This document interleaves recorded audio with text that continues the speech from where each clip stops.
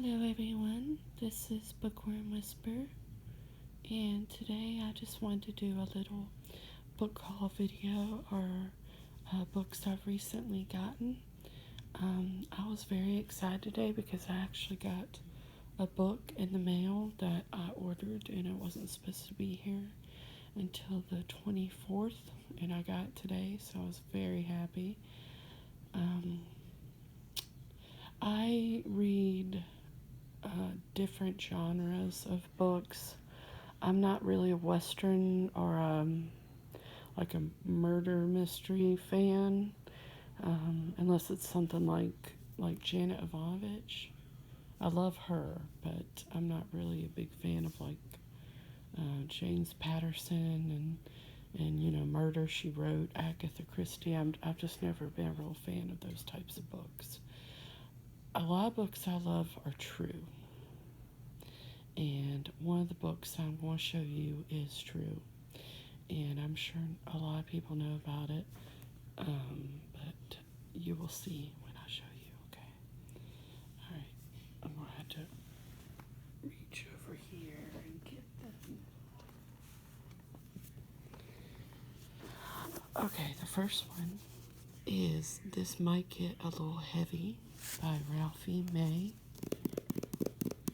Ralphie May was a comedian who was just starting to get in the mainstream. He was actually going to get the Comedian of the Year award, and unfortunately he passed away from pneumonia, cardiac arrest due to pneumonia. And I didn't know him until my husband showed me some of his stand-up, and he is hilarious. He's very, he's graphic, and he tells jokes that are might sound racist at the time, but he's not that kind of person. Like, he's not racist. He just likes telling jokes that sound racist. So, he's a very controversial comedian, but I love him. I think he is so funny, and I am so sad that he passed away. So, it says here, there was a time when Ralphie May was one of the biggest stand-up comedians in the country, both by ticket sales and by tonnage. While some things changed, Ralphie lost nearly half his body weight. Others did not. He will be remembered as one of the most successful comics of his time.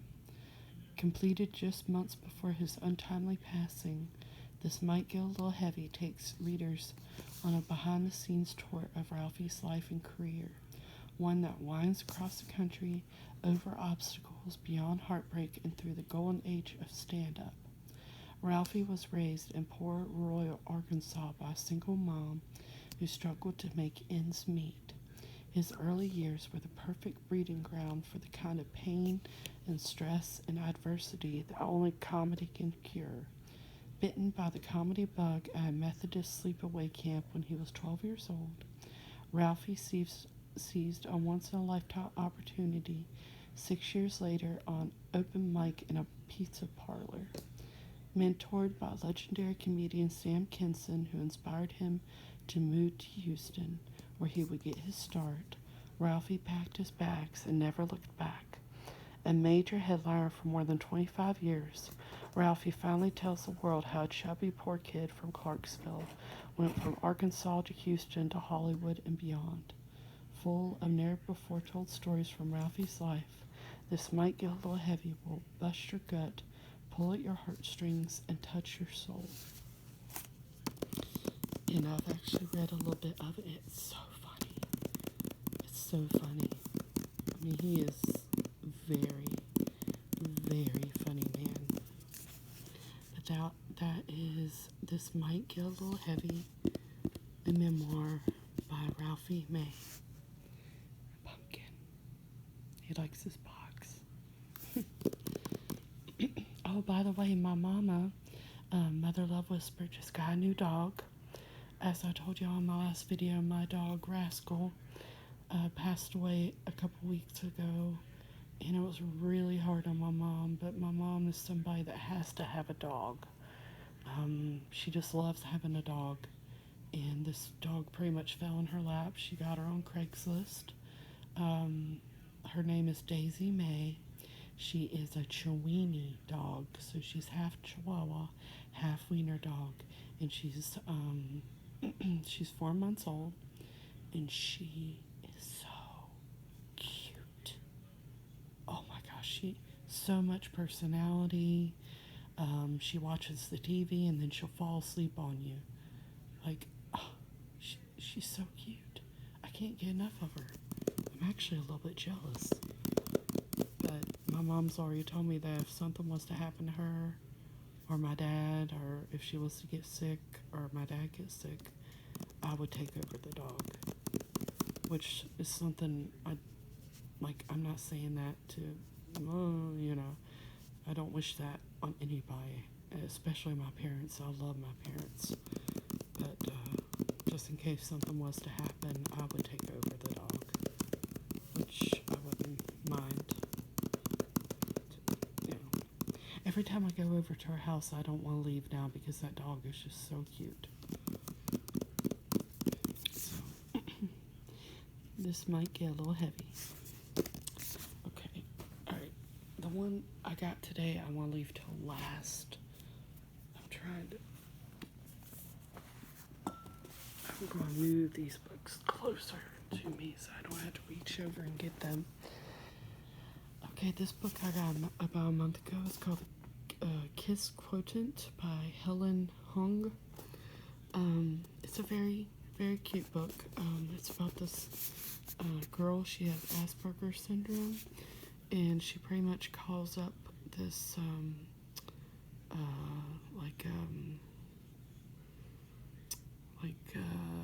she hires a boy, a man, what are they called? Escort, I guess you could call it, because she wants to learn how to,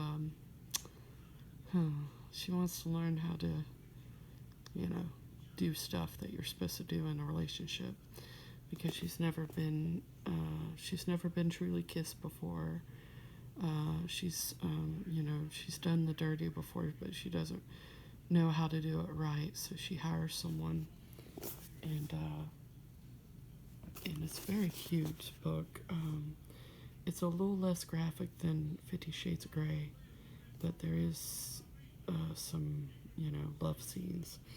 But it says Stella Lane comes up with algorithms to predict customer purchases, a job that has given her more money than she knows what to do with, and way less experience in the dating department than the average 30-year-old.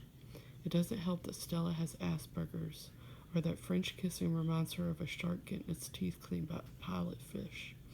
Her conclusion: she needs lots of practice with a professional, which is why she hires escort Michael Fan.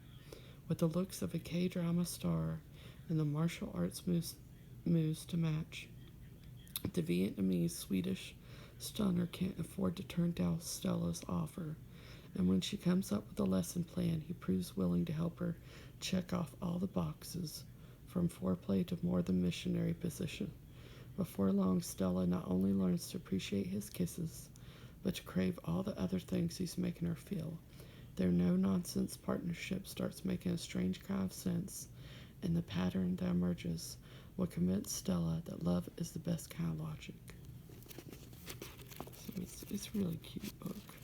I like it.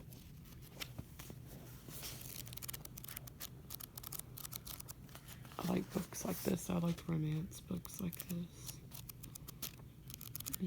And I like the characters a lot. I like Michael.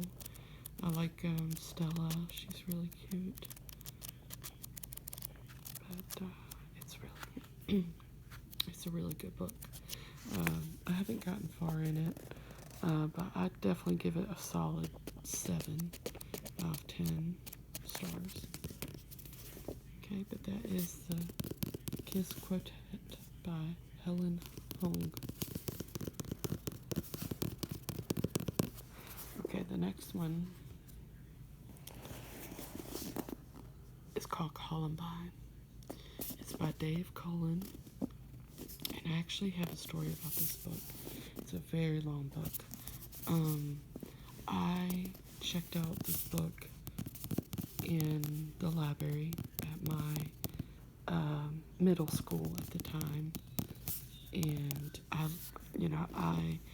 I was so enthralled by it. I was curious, interested, heartbroken, of course, and it's just something that's always been really close to my heart.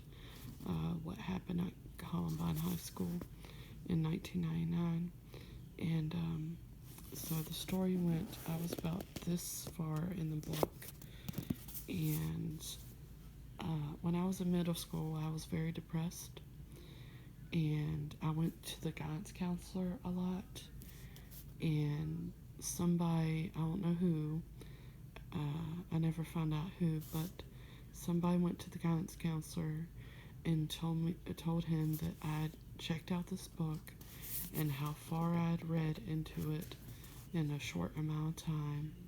And so he called me into his office one day and he confiscated it. He thought it was not right that a depressed girl was reading a book like this. So he confiscated it, and I was never allowed to read the whole thing, which kind of broke my heart. It broke my heart. Because, just because I was reading a book about Columbine doesn't mean I was going to go to school and shoot it up or anything. I mean, I would never, ever, ever, ever, ever do anything like that. And for somebody to turn me in like that, it was horrible. But this is the one I got in the mail today. It's got a lot of details that a lot of people haven't read about Columbine, and pretty much about Dylan and Eric's life before the shooting, and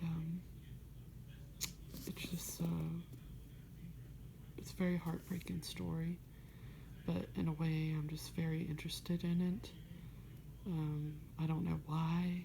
I've always thought it was weird because of it, but this is what it says. The tragedies keep coming as we reel from the latest horror. So begins the new epilogue, illustrating how Columbine became the template for nearly 2 decades of spectacle murders. It is a false script seized upon by a generation of new killers. In the wake of Newton, Aurora, and Virginia Tech, the imperative to understand the crime that sparked this plague grows more urgent every year. What really happened April 20th, 1999? The horror left an inedible stamp on the American psyche, but most of what we know is wrong.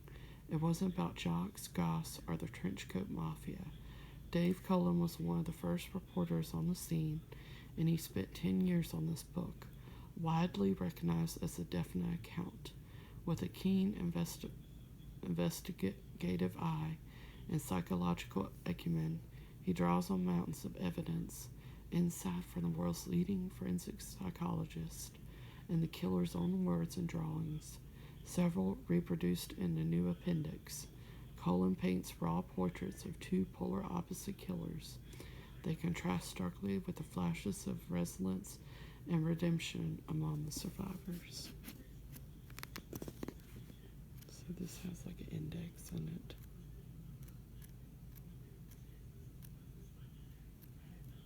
And there's a movie I love called Dawn Anna. But see, this is from their journals.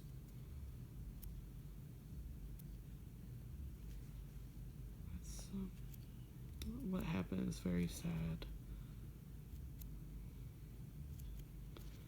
Very, very sad. But there's a movie called Dawn Anna that I really love, that I watched on Lifetime I guess it was about 15 years ago. And it was a movie about this woman who was a mother of 4 kids, and she got like a brain tumor, And so she had to learn, after they did the brain surgery, she had to learn how to walk, talk, everything. And so that was like the first half of the movie. And then you realized through the movie that she had a daughter, her youngest, whose name was Lauren Townsend. And unfortunately, Lauren was one of the ones that was killed in the library that day in 1999. And it was just really sad ending because she had already went through what she went through with the brain tumor, and then her daughter ends up dying. And it's very sad.